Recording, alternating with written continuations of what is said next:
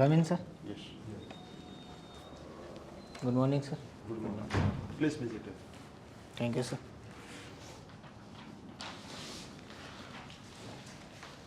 તમારો પરિચય આપશો? સર મારો code B please I want to interrupt you.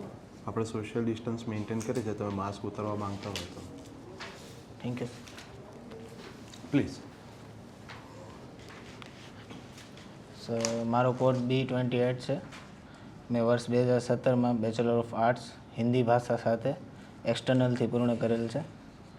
ત્યારબાદ મેં એક વર્ષ MESમાં ક્લેરિકલ સ્ટાફ તરીકે આઉટસોર્સમાં જોબ કરેલ ને 2019થી હું GPSCની તૈયારી કરું છું. ઓકે. 2017માં તમે BA હિસ્ટ્રી કર્યું, રાઈટ? સર હિન્દી ભાષા. હિન્દી ભાષા સાથે 2019થી પ્રિપેરેશન કરો છો? Yes sir. બરાબર. કોઈ સફળતા અત્યાર સુધી મળી છે? સર એટલે મેં 2 ડિવાઇસોની એક્ઝામ આપી હતી. બંનેમાં સર પહેલી વાર જે પહેલી મેં ડિવાઇસો મેન્સ આપી હતી એનામાં સર 1.1 માર્કથી રહી ગયો હતો અને બીજી ડિવાઇસોમાં 0.95 માર્કથી રહી ગયો હતો. બરાબર. મને તમે BA હિન્દી કર્યું છે તો મને સમજાવશો કે સુભદ્રા કુમારીનું પ્રદાન હિન્દી સાહિત્યની અંદર? સર મને ખ્યાલ નથી. ઓકે. પ્રેમચંદ? જી સર. એમનું શું ફેમસ છે? કઈ નવલકથાઓ એમની? સર પ્રેમચંદની સર ગબન અને ગોદાન એ 2 નવલકથા ઉપન્યાસ જે છે એ એમના ફેમસ છે. એ ઉપન્યાસ ફેમસ છે. અચ્છા, તો મને એમ કહેશો કે ગુજરાતીમાં નવલકથા કહેવાય છે અને હિન્દીમાં ઉપન્યાસ કહેવાય છે, તો બંનેનો અર્થ સરખો છે કે પછી અલગ અલગ એમને કહેવાનો અર્થ કોઈ એની પાછળનું કોઈ કારણ હશે? સર ખ્યાલ નથી વાત. બરાબર છે. તમે કોઈ વર્તમાનપત્ર વાંચો છો, ન્યૂઝપેપર કોઈ? જી સર. કયું વાંચો છો? સંદેશ. સંદેશ. આજની કોઈ હેડલાઇન છે સંદેશમાં? સર આજનું રીડ નથી કરી શકતો. ગઈકાલમાં? જી. ગઈકાલની શું હેડલાઇન હતી? જી સર નવો કોરોના વેરિયન્ટ આવ્યો છે. કયો છે વેરિયન્ટ? સર B.1.1.529 ઓમિક્રોન નામ આપવામાં આવ્યું છે. ઓમિક્રોન નામ? પણ નું પણ નામ કહેવામાં આવ્યું છે. અચ્છા, તો આપણે કોરોનાની અંદર કેટલી વેક્સિન અત્યારે અવેલેબલ છે ભારતની અંદર? કોઈને લેવી હોય તો? મુખ્ય તો 2 છે, કોવેક્સિન અને કોવિશિલ્ડ. કોવિશિલ્ડ. બંને વચ્ચેનો કોઈ મુખ્ય તફાવત છે કે પછી ખાલી અલગ અલગ મેન્યુફેક્ચરર છે તો નામ અલગ અલગ છે એવું છે? સર મેન્યુફેક્ચરર તો અલગ છે 2 અને એની 2 વચ્ચે તફાવત પણ છે, પણ સર મને પ્રોપરલી ધ્યાને નથી. પણ ગેસ કરવું હોય તો શું સર તફાવત? એક એવું છે કે સર એકમાં સક્રિય જે વાયરસનું કન્ટેન્ટ છે એને મૃત કરીને નાખવામાં આવે છે બહુ નાની માત્રામાં. મારા ખ્યાલથી સર એ કોવેક્સિન છે. અચ્છા. હા. અને કોવિશિલ્ડમાં? કોવિશિલ્ડમાં સર પ્રોપર ખ્યાલ નથી સર. ઓકે. તમે સિવિલ સર્વિસમાં જોડાવા માંગો છો તો કઈ 3 મુખ્ય મૂલ્યો તમે એવા તમને લાગે છે કે જે હોવા જ જોઈએ? સર સૌથી પહેલાં તો સર વ્યક્તિ હાર્ડવર્ક કરતો હોવો જોઈએ, મહેનતુ. બીજું સર એનામાં ધીરજ હોવું જોઈએ. ધીરજ? જો હા સર, કારણ કે સર સિવિલ સર્વન્ટને બહુ લોંગ ટર્મના ગોલ સેટ કરીને કાર્ય કરવાનું રહે છે. અને બીજું સર પ્રતિબદ્ધતા હોવી જોઈએ એના કામ પ્રત્યે સિવિલ સર્વન્ટ. પ્રતિબદ્ધતાનો મતલબ શું છે? એટલે સર પ્રતિબદ્ધતા મીન્સ કે જે કામ કે જે લક્ષ્ય માટે એ પ્રયત્ન કરે છે એનામાં સર એને પૂર્ણ સમર્પણ આપવું જોઈએ પોતાનું. પૂર્ણ સમર્પણ આપવું જોઈએ. અચ્છા, તો એનો ક્યાંય એવો મતલબ થાય કે કામ પૂરું ના થાય ત્યાં સુધી એને સમર્પિત રહેવાનું? જી સર, એમ પણ કહી શકાય. તો એવું શક્ય છે સિવિલ સર્વિસમાં કોઈ પણ તમને ફિલ્ડમાં મૂક્યા હોય, બરાબર, કોઈ ડિપાર્ટમેન્ટમાં મૂક્યા છે, કોઈ પ્રોજેક્ટ કોઈ યોજના હેઠળ મૂક્યા, તો તમને એવું લાગે છે કે એમાં પૂરેપૂરું કામ પૂર્ણ થતું હશે? સર એટલે સમજો નહીં સર તમારા ક્વેશ્ચન. કોઈ યોજના છે એને 100% લક્ષ્યાંક પ્રાપ્તિ શક્ય છે? 100%? સર એટલી યોજના છે જેમાં સર 100% મળતું નથી, પણ એનો લક્ષ્ય જે છે જે એનું આપણે નક્કી કરેલ છે એ ચાલુ એ થોડીક માત્રામાં મળે છે સર. એવું જરૂર નથી કે 100%. આપણે ગુજરાત સરકારની સૌથી સારી યોજના તમને લાગતી તમારા મતે એ કઈ છે? સૌથી સારી યોજના સર પોષણ અભિયાન છે, પોષણ અભિયાન. પૂર્ણ અભિયાન જે છે મહિલાઓને. હા અચ્છા, તો પોષણને રિલેટેડ અત્યારે ભારત સરકાર અને ગુજરાત સરકારની કોઈ સહિયારી યોજના ચાલે છે? સહિયારી યોજના હા. સર પોષણ અભિયાન છે એ મારે પણ એ શ્યોર નથી કે ગુજરાત સરકાર પણ હશે સર. અચ્છા, તાજેતરમાં કોઈ પોષણને રિલેટેડ કોઈ નવી યોજના આવી હોય એવું કોઈ તમને ધ્યાન છે? હા સર, કઈ? પોષણ અભિયાન જ શરૂ કરવામાં આવે છે ICDS ને ઇન્ટિગ્રેટ કરીને. ICDS અને મિડ એટલે ડે એ મીલ પોષણ અભિયાન છે પણ કોઈ યોજના પર્ટિક્યુલરલી આવી છે અસ્તિત્વમાં? સોરી સર હાલ રિકોલ નથી. PM પોષણ યોજના વિશે કોઈ તમને? પ્રધાનમંત્રી પોષણ અભિયાન એ સર. PM પોષણ શક્તિ એના વિશે કોઈ ખ્યાલ ખરો? સર જે સર મિડ ડે મીલ સ્કીમને જ હા સર એના વિશે ખ્યાલ છે. અચ્છા, એમાં કોઈ નવા ચેન્જીસ આવ્યા? મધ્યાહન ભોજન યોજના તો ચાલતી હતી પણ પોષણને રિલેટેડ PM પોષણ કરવા પાછળનું કંઈ કારણ, કંઈ એમાં કંઈ સુધારા વધારા થયા છે કે પછી એ ખાલી નામનું જ ચેન્જ થયો છે? હા સર સુધારા થયા છે. એમાં LKG અને UKGના જે બાળકો છે એને પણ આવરી લેવામાં આવ્યા છે. સમાવેશ કરવામાં આવ્યો છે. તમને શું લાગે છે કે મધ્યાહન ભોજન યોજના આટલા વર્ષોથી ગુજરાતમાં 1984થી ચાલે છે, તો પણ જ્યારે હેલ્થ સર્વે થાય છે અથવા તો ઇન્ટરનેશનલ જે રિપોર્ટ્સ આવતા હોય છે જુદા જુદા પોષણને લગત, તો એમાં ભારતનું અને પર્ટિક્યુલરલી ગુજરાતનું સ્થાન કેમ પાછળ હોય છે? સર પોષણમાં સર અત્યારે જોવા મળે તો સર સરકાર સારા એવા સ્ટેપ લઈ રહી છે. નહીં, કારણ શું છે પાછળ હોવાનું? સર મારા ખ્યાલથી સર જે યોજના છે જેમ કે મિડ ડે મિલ છે તો સર એનામાં સર એક બે ફૂડ ઉપર જ પર્ટિક્યુલર ધ્યાન દેવામાં આવે છે. જે ફૂડ આપવામાં આવે છે એ ડાયવર્સિફાઈ નથી અને લોકલ ફૂડ જે કહેવાય જેમ કે કોઈ કોસ્ટલ એરિયા છે તો એનામાં આપણે સી ફૂડ ઉપર ફોકસ કરી શકીએ જેનાથી વધુ પ્રોટીન મળી શકે અને લોકલ લોકોને પણ રોજગાર મળી શકે. તો સર એ થોડુંક કોમ્પ્રિહેન્સિવ અપ્રોચ અપનાવવાની સર મારા ખ્યાલથી જરૂર છે. કોઈ એવી યોજના છે કે જે યોજના સારી છે પણ એનું અમલીકરણ બહુ એટલું જોઈએ એટલું સફળ નથી થઈ શક્યું અથવા નબળું છે? વિચારી શકો એક સર મિડ ડે મિલ જ કહી શકે છે. મિડ ડે મિલ કહી શકાય. અને કોઈ એવી યોજના છે કે જેનું અમલીકરણ બહુ સારું છે, બરાબર, પણ એ યોજનાના ઉદ્દેશ થોડો ઘણો કદાચ એવું કહી શકાય કે અપ ટુ ધ માર્ક નહોતો?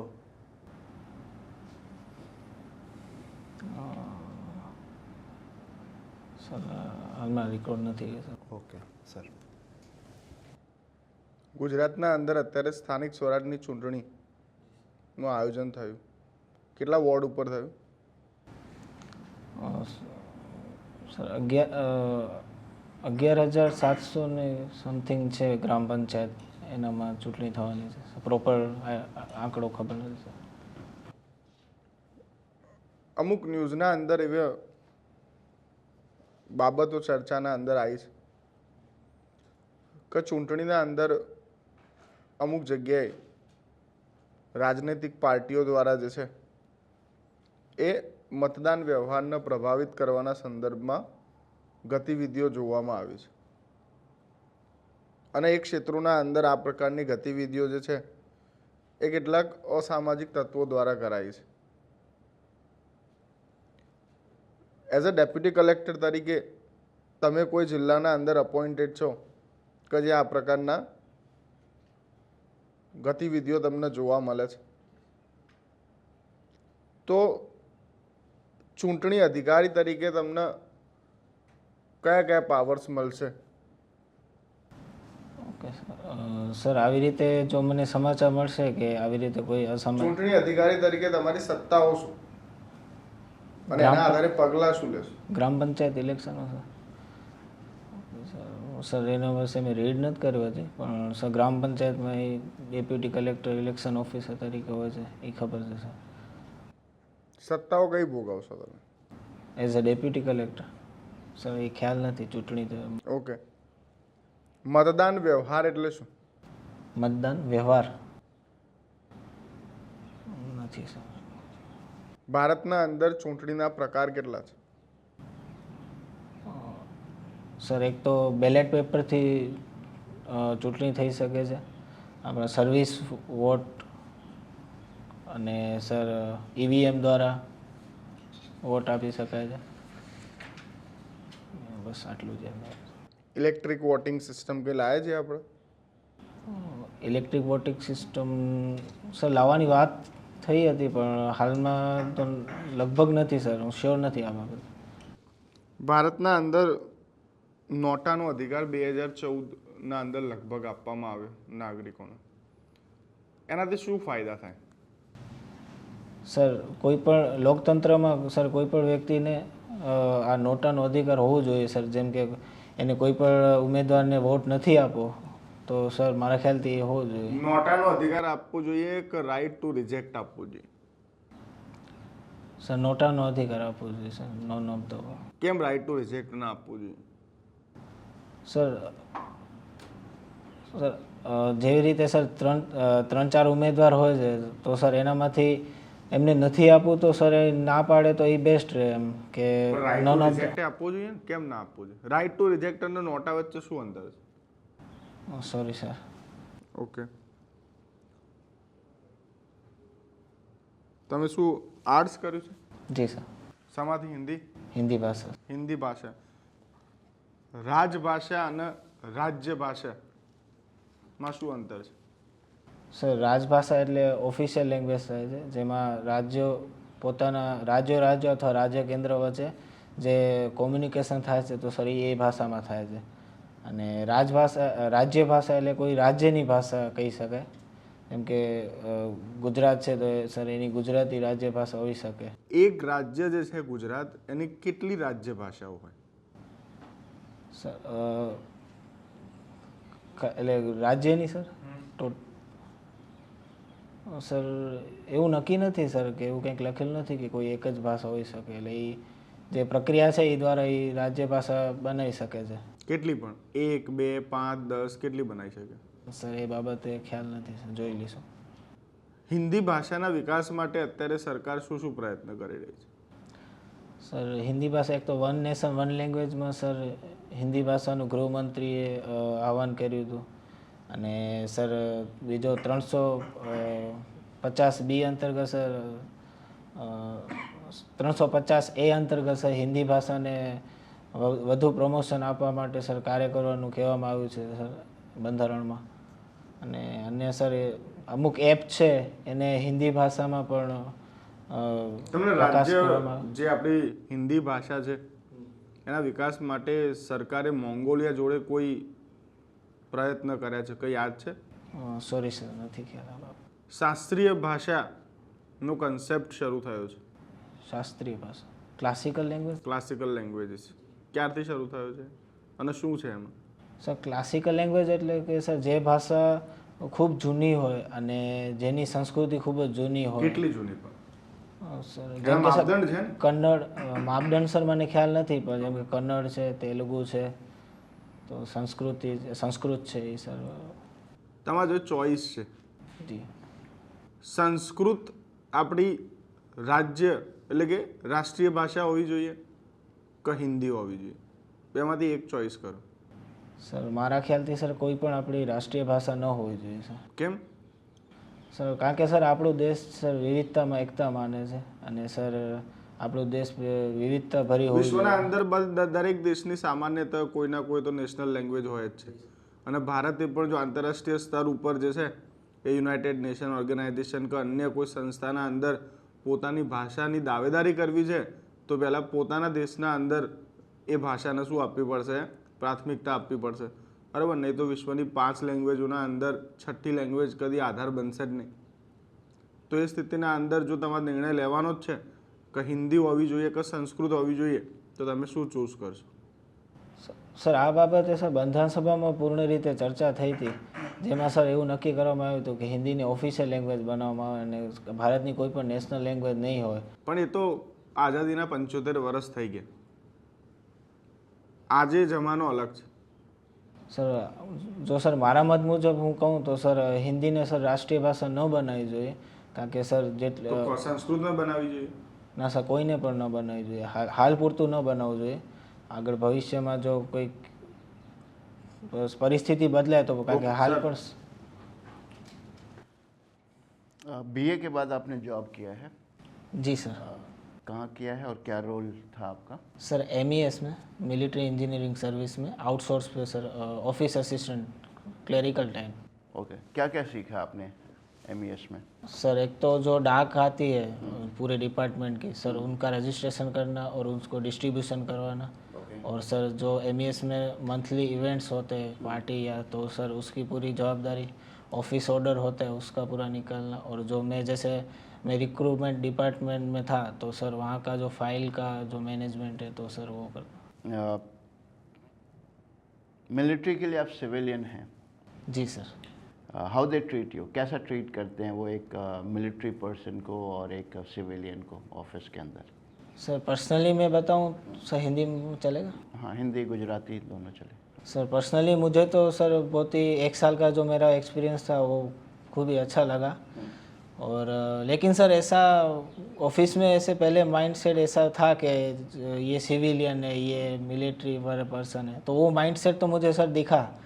लेकिन सर मेरे साथ जो पर्सनली मैंने जो किया, तो उन्होंने बहुत ही अच्छे तरह से ट्रीट किया मुझे, हर बार मदद की, कुछ प्रॉब्लम होता था तो सर। और मोस्ट ऑफ सर हमारे जो ऑफिस में थे वो साउथ वाले बहुत थे, जो मिलिट्री वाले पर्सन थे, तो सर उनका नॉलेज भी सर बहुत अच्छा था। और बहुत ही सर सीखा है उन लोगों ने। ग्रेट। 3 चीज़ें जो आप मिलिट्री से अपनी लाइफ में इम्प्लीमेंट करना चाहेंगे, उतारना चाहेंगे अपनी लाइफ में? सबसे पहला तो सर डिसिप्लिन है, कि उनमें जो डिसिप्लिन है वो सर हर एक आदमी में होना चाहिए। और सर जो अपनी जॉब है उसके प्रति वो सर पूर्ण समर्पण देते हैं। और तीसरा सर एफिशिएंसी, सर मेरे ख्याल से वो अपने काम में सर बहुत ही अच्छा एफिशिएंट है। वो भी एक गवर्नमेंट डिपार्टमेंट है, दूसरे भी गवर्नमेंट डिपार्टमेंट हैं। मिलिट्री के बारे में ये सारी चीज़ें जो आपने बताई, यही इमेज आती है। दूसरे गवर्नमेंट डिपार्टमेंट के बारे में कहीं ना कहीं हम चूक जाते हैं, क्यों और कैसे फिर हम इम्प्रूव करेंगे? सर सही बात है सर, लेकिन सर अभी मैं जैसे अब देखा जा रहा है कि सर अभी भी बहुत सारे रिफॉर्म आ रहे हैं डिपार्टमेंट में अलग। और सरकार ने सर बहुत सारे इसमें पगले भी लिए हैं। तो सर मेरे ख्याल से सर अभी आने वाले जो अपने टेक्नोलॉजी का ज़्यादा प्रयोग करेंगे, तो सर मेरे ख्याल से स्थिति सही हो सकती है। Okay, great. क्या चैलेंजेस आपने लाइफ में देखा है? सर पर्सनली सर मैं बोलना चाहूँ तो सर मुझे सर एक जेनेटिक डिसऑर्डर है, हीमोफीलिया। तो उसके कारण मैंने सर मेरा 12th के बाद पूरा एजुकेशन एक्सटर्नल ही किया है। तो सर घर पर रह के, और मेरे को मंथली ब्लीडिंग भी होती थी जॉइंट्स में। तो पूरा मैंने सर घर पे रह कर पढ़ाई की। और कॉमर्स, 12th कॉमर्स था, लेकिन मेरे को आर्ट्स लेना पड़ा क्योंकि मैं ट्यूशन नहीं जा सकता था उस टाइम, और मेडिसिन भी अवेलेबल नहीं थी। तो सर तो ये सब मैंने फेस किया है चैलेंज। और नेवर गिव अप का सर मेरा हमेशा एटीट्यूड रहा है। तो अभी हेमोफीलिया की कंडीशन है या आप कैसे मैनेज करेंगे जॉब में? जी सर, सर 2017 में सर मैंने PMOPG पोर्टल में सर एप्लीकेशन भेजा था हमारे डिस्ट्रिक्ट में हीमोफीलिया की ट्रीटमेंट अवेलेबल कराने के लिए। सर बहुत महंगी ट्रीटमेंट होती है। मेरे को सीवियर हीमोफीलिया है, तो उसको मंथली एक बार मुझे और उसका डोज लेना पड़ता है। उसका 1 से 1.5 लाख का खर्च आता है सरकार को। तो सर वो फ्री में फिर 4 से 5 महीने में गवर्नमेंट ने ग्रांट पास करवा दी हमारे डिस्ट्रिक्ट हॉस्पिटल में। और सर उसकी मैं अब हर मंथली में मेरे फैक्टर 8 रिप्लेसमेंट थेरेपी बोलते हैं, वो लेता हूँ सर। और उससे सर जब शुरुआत में मैंने जब पोर्टल में भेजा था तो 50% की लिस्ट भेजी थी हमारे डिस्ट्रिक्ट से। लेकिन सर आज पता चला कि 300 लोग उसका लाभ उठा रहे हैं वो उससे।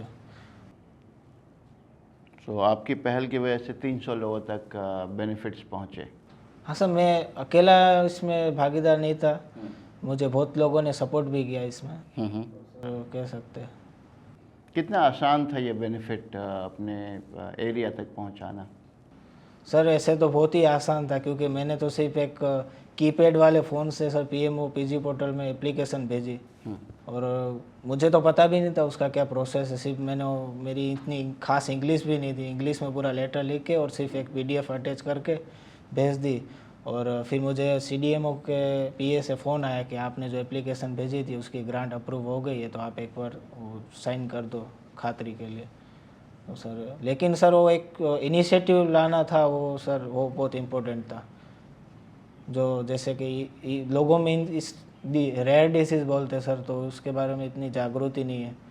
तो सर अभी सोशल मीडिया पे चल रहा है एक इंजेक्शन को लेकर के, बच्चों के अंदर एक कंडीशन है जिसकी इंजेक्शन 16 करोड़ की आती है।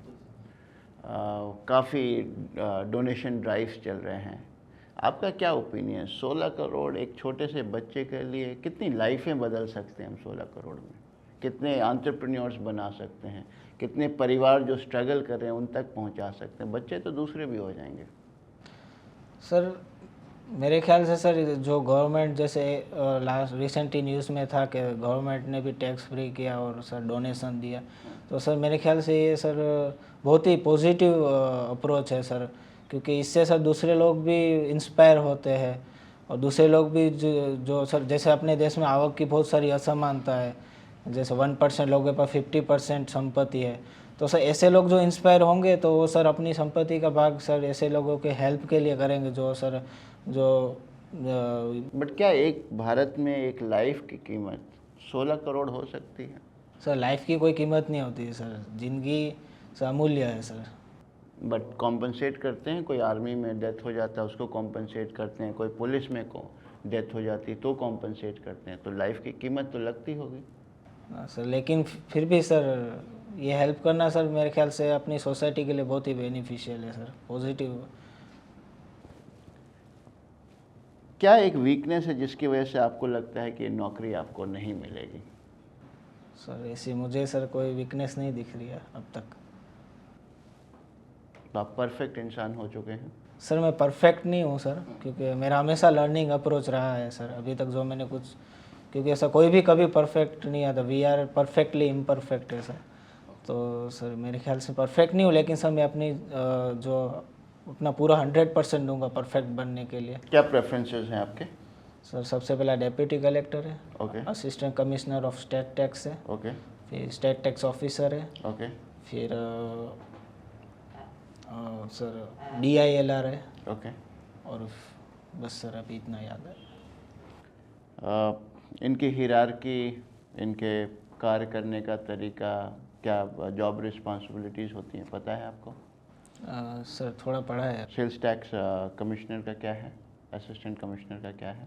सर। उसका उनका सर मुख्य काम सर GST के बारे में, GST है, वैट 2003 का एक्ट है वो है, सेंट्रल सेल्स टैक्स है 1956, तो उसके अंतर्गत जो उनकी फ़र्ज होती है जैसे रजिस्ट्रेशन करवाना, उनके नीचे जो STO होते हैं और STI होते हैं, तो उनका सर पूरा एडमिनिस्ट्रेशन का काम होता है, जो पर मेन काम तो STI और STO ही करते हैं, जैसे रजिस्ट्रेशन करवाना, रिफ़ंड करवाना, रेड होती है, तो सर उनका मुख्य काम ये होता है sir. Okay sure, thank you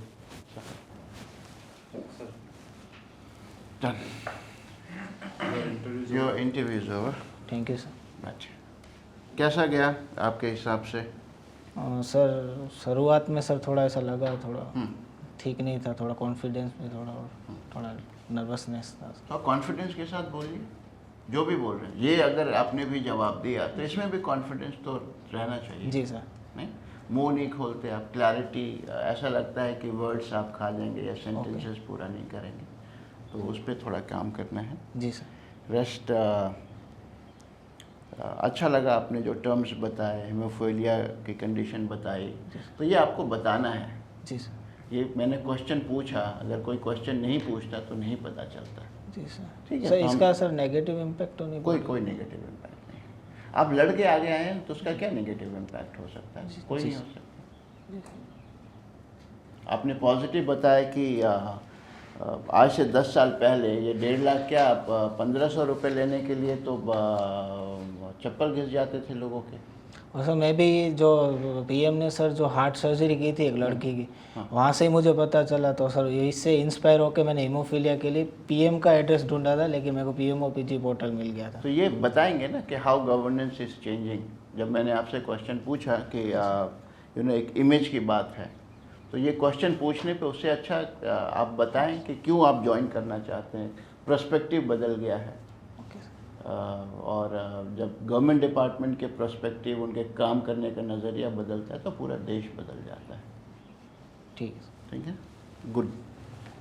overall તો ઇન્ટરવ્યૂમાં શરૂઆતમાં મને એવું લાગ્યું કે થોડાક તમે કોન્ફિડન્સનો અભાવ હોય કે કદાચ કંઈક આગળનું એવું લાગે, પણ હું એક સજેશન તમને આપું કે તમારા લાઈફની અંદર તમને ગુડ ગવર્નન્સનો અનુભવ થયો છે, બરાબર, પણ ઘણા બધા લોકોને નહીં થયો હોય, તો તમે એક કારણ એવું પણ આપીને તમારો એક બેઝ સ્ટ્રોંગ કરી શકો છો દાવેદારીમાં, જીપીએસસીમાં, કે હું જે મને લાભ મળ્યો છે, જે મેં સ્ટ્રગલ કરીને મેં લાભ મેળવ્યો છે, એ હું બીજા સુધી પહોંચાડવા માટે પણ આ સર્વિસીસ જોઈન કરવા માંગુ છું। એક આ વસ્તુ પકડી શકો છો, બરાબર। બીજી વસ્તુ, ઇન્ટ્રોડક્શન તમારું બહુ જ, જેમ કે ઇન્ટ્રોડક્શનમાં તમે બીએ હિન્દી કીધું, પણ તમે હિન્દીમાં જે બેઇંગ જે છે સુભદ્રા કુમારી, બરાબર, બીજા 2-3 તમે કાઉન્ટર ક્વેશ્ચન પૂછવાનું ટ્રાય કરો, પણ એ મને એવું લાગે છે કે એમાં બહુ લિમિટેડ નોલેજ છે તમારું, કદાચ એક્ઝામ પૂરતું જ નોલેજ હશે, પણ એ પછી ઇન્ટ્રોડક્શનમાં બેકફાયર થશે। તો એક જે તમારો આ પર્સનલ અનુભવ છે, બરાબર, પીજી પોર્ટલનો, બરાબર, તો એને પણ ઇન્ટ્રોમાં થોડુંક અથવા તો તમારી જે આ ડિસીઝ જે છે, બરાબર, એને પણ થોડુંક કરો તો સાંકળશો તો તમે તમારા તરફ એને લઈ જઈ શકશો, બરાબર છે। એમાં કોઈ એવું નથી, સિમ્પથી ગેઇન કરવા વાળી વાત નથી, પણ તમારી પાસે you have a good story to tell, બરાબર, તમે ખાલી એમાં સિમ્પથી લઈને નથી જવાનું, પણ એની પાછળનો તમારી સ્ટ્રગલ, એમાં તમે જે રિટર્સન મિકેનિઝમમાં તમને સરકારના જે અનુભવ થયા, એટલે you have a beautiful story to tell, બરાબર, ફોર ટુ ધ પેનલિસ્ટ, તો એ વસ્તુ કરો। પણ સાહેબે જે સવાલ પૂછ્યા એમાં તો બેઝિક નોલેજ હોવું જોઈએ। ઇલેક્શન હવે અત્યારે આવી રહ્યું છે, ગ્રામ પંચાયતનું ઇલેક્શનનો સમય છે, બરાબર છે, નગરપાલિકાનું તો ગયું છે, તો એના વિશે બેઝિક માહિતી, અને તમે જોબ માટે અપેર થાવ છો તો એમાં પ્રાંતનો શું રોલ હોય છે, નાયબ મામલતદારનો શું રોલ હોય છે, એ મારે જોવાનું આખું બાકી છે, તો હું કઈ તારીખે છે ઇન્ટરવ્યુ? સર 1 ડિસેમ્બરે છે, તો હું જોઈ લઈશ સમય છે। હા સર, બરાબર, કોઈ મિત્ર એવા હોય તેમની પાસે રેડી મટીરિયલ કરીને પણ એ કરી જ લેજો, એમ એમાંથી તો પૂછો સવાલ આવશે, બરાબર।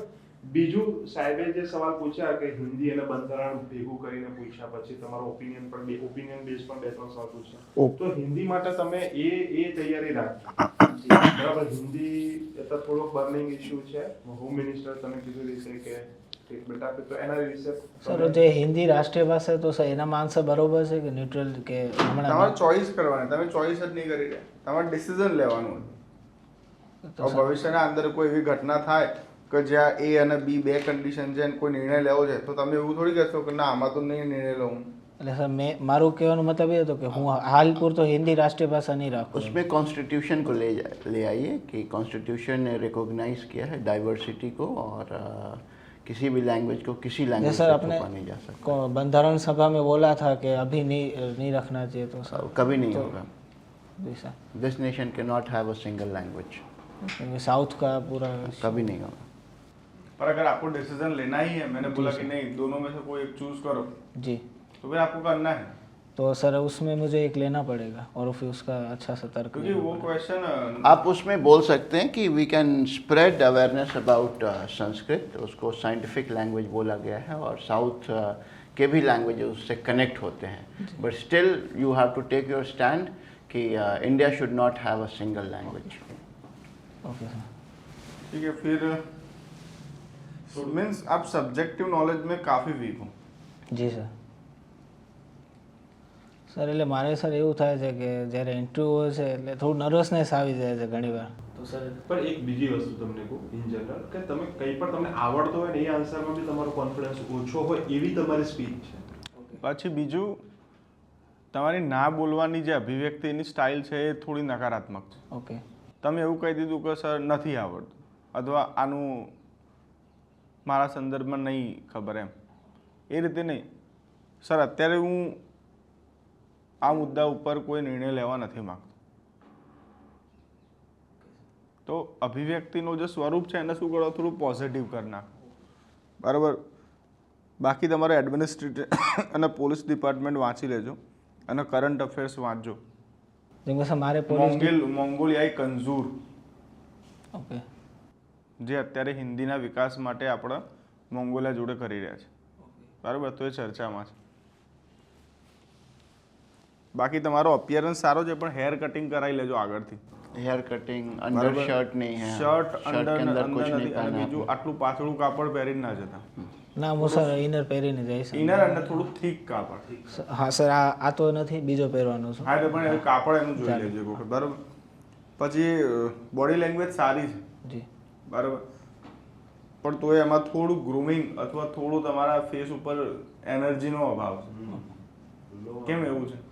અરે સર હું રાતના 2 વાગે સુયો ને સર સવારે 6:30 વાગે સર ફ્રેન્ડ આવ્યા હતા અહીંયા, એમની આજે જો exam જ્યાં છે. સુધી તમારો ઇન્ટરવ્યુ ના પૂરું થાય ત્યાં સુધી જે ઊંઘ છે એને પ્રોપર લો. ભલે કોઈ પણ અત્યારે રિલેટિવ હોય એમને કે જે બધો રિલેશન છે એ 2 ડિસેમ્બરથી અત્યારે પ્રોપર તમે શું કરો, તમારા બોડી લેંગ્વેજ ઉપર ભાર આપો. જેટલી બોડી લેંગ્વેજ પોઝિટિવ હશે એટલા આન્સર અને પેનલનું એટમોસ્ફિયર તમે પોઝિટિવ કરી શકશો. જી બરાબર. બાકી બધું તમારું સારું છે પણ આર્ટ્સ BA વિથ હિન્દી છે એટલે અમે તો કોઈ સાહિત્યકાર નથી પૂછ્યા તમને, પણ તમને ત્યાં પૂછશે. Okay sir. ભલે સરે કીધું એ રીતે તમારી સ્ટોરી રન થશે ત્યાં, પણ તો પણ તમને પૂછશે. સાહિત્યનું સર કરી લઈશ. બરાબર. બીજું you are a example of good governance. જી સર. બરાબર. એટલે તમને ગુડ ગવર્નન્સ ના સંદર્ભમાં પણ ઘણા બધા ક્વેશ્ચનો પૂછશે. જી સર. જો તમે સ્ટોરી રન કરશો તો તમારા ઉપર ગુડ ગવર્નન્સના ક્વેશ્ચન આવશે જ આવશે. પછી સાહેબે પૂછ્યું 16 કરોડ વાળા ઇન્જેક્શનની વાત પૂછી, જી સર. બરાબર છે, તો એની અંદર પણ તમે તમારો જવાબ એક રીતે સારો હતો કે જીવન અમૂલ્ય છે, જી સર. એને બે ઓલાને કમ્પેર ના કરી શકે, પણ 5 માણસ એમાં બચતા હોય, 1 કરોડના ઇન્જેક્શનથી 16 જણા બચતા હોય ને એક બાળક છે, બરાબર છે, ઓકે. ન્યૂબોર્ન બેબી છે અને એ 16 કરોડથી બચતું હોય તો એકની સામે 16 જિંદગી છે. તો એમાં જો હવે આવા અમુક ક્વેશ્ચન જે સાહેબે અમુક પૂછે કે એમાં જવાબમાં સ્ટેન્ડ નથી લેવાનું, એટલે તરત જ એમ નહીં કહ્યું કે હા હું આને બચાવીશ કે આમ, there is no white and black area. Okay sir. પણ તમારે થોડુંક એમાંથી નીકળી જવાનું. એવો જવાબ આપીને પણ તમારે એમાંથી નીકળવાનું. તમારે એવા ક્વેશ્ચન પર કહેવાનું કે સર આના ઉપર એક કમિટી બેસવી જોઈએ અને કમિટીના અંદર એક્સપર્ટ્સ હોવા જોઈએ જે યોગ્ય નિર્ણય લે, બરાબર, એ પ્રકારે આપણે કામ કરવું જોઈએ. Okay sir. सही नॉर्मली क्या होता समीक्षा- है, एक इंडिविजुअल का सैक्रिफाइस एक फैमिली के लिए या फैमिली का सैक्रिफाइस एक राज्य के लिए या राष्ट्र के लिए जायज होता है. जी सर.